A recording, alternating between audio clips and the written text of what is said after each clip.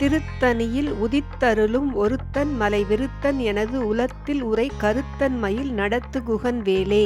சூரபத்மனை அழித்த பிறகு முருகப்பெருமானின் சினம் தணிந்து அமைதியாக அமர்ந்த தலம் திருத்தணி.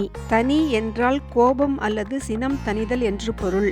நம் வாழ்வில் உள்ள போராட்டங்கள், கவலைகள் மற்றும் மன உளைச்சல்கள் நீங்கி மனம் அமைதியடைய வேண்டும் என்பதை குறிக்கவே திருத்தணி என்று குறிப்பிடப்படுகிறது.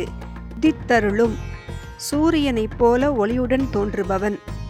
அதாவது ஒரு இருண்ட அறையில் விளக்கை ஏற்றினால் இருள் விலகுவது போல அறியாமை என்னும் இருளில் மூழ்கி கிடக்கும் பக்தனின் இதயத்தில் ஞான சூரியனாக முருகன் உதிக்கிறான். மலை விருத்தன் வள்ளியை மணப்பதற்காக வேடுவ உருவம் கொண்டு கிழவனாக வந்து லீலை புரிந்தவன். உலத்தில் உரை கருத்தன் அடியவர்களுடைய உள்ளத்தில் எப்போதும் நீங்காமல் நிலைத்திருப்பவன்.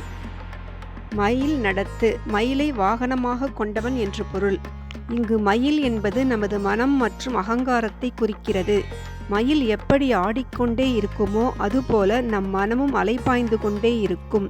நம்முடைய கட்டுப்பாடற்ற மனத்தை அடக்கி அதனை சரியான திசையில் வழிநடத்துபவன் அந்த முருகப்பெருமான் மட்டுமே. எங்கும் நீக்கமர நிறைந்திருந்தாலும் முருகன் அடியவர்களின் உள்ளமாகிய குகையில் எப்போதும் வீற்றிருக்கிறான். அதனால்தான் அவனுக்கு குகன் என்று பெயர்.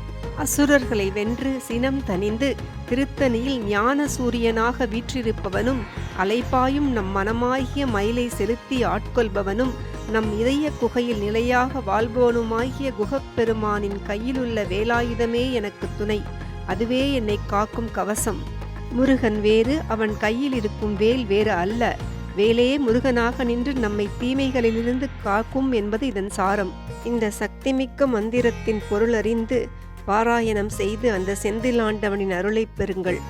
ஓம் சரவணபவ.